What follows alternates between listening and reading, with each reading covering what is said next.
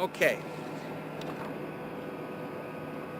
This is a certified true copy of my live statement of birth. You can get this by applying for it at the Registrar General. They'll give it to you. And it's very interesting because this is where it all began.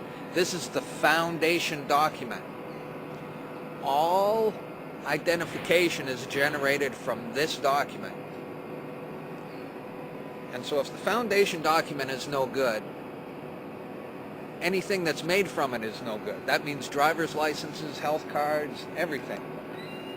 Now what they did here, this is exactly what he meant when he said, soon every American will be required to register their biological property.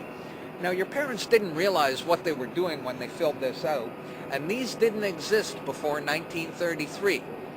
Birth records were recorded in scripture, and these only came into being in 1933 when they hatched this plan. They created a corporate fiction with a name just like yours.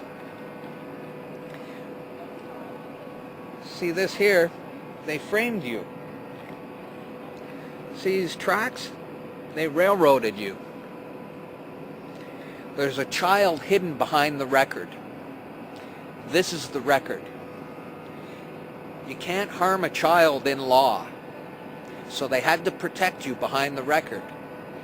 And you operate a corporation. Now, this line right here is called the delineation, a line of delineation, which means anything below it can be changed.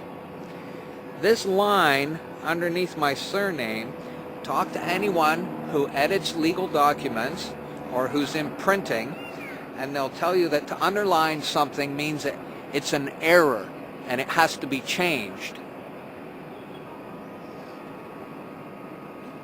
In doing this, they registered and monetized the spirit and soul of a living being. The date at the top, there's one that says June 12th. What is that? That's the date I got this. Okay. That's the date of issue.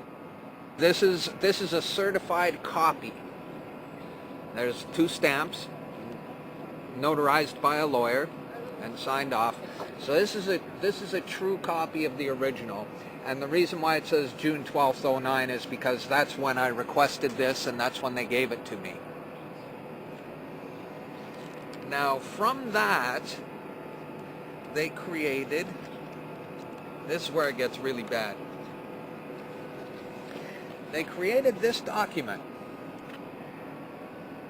Now in law, a certificate, think gold certificate, think silver certificate. A certificate is like a share in something. And this is a legal document, and it's called a certificate.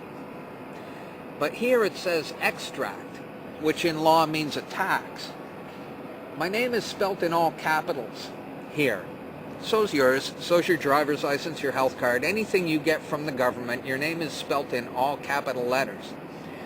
And when you use any government identification, you are identifying yourself as a corporation and you are existing within the jurisdiction of corporate law.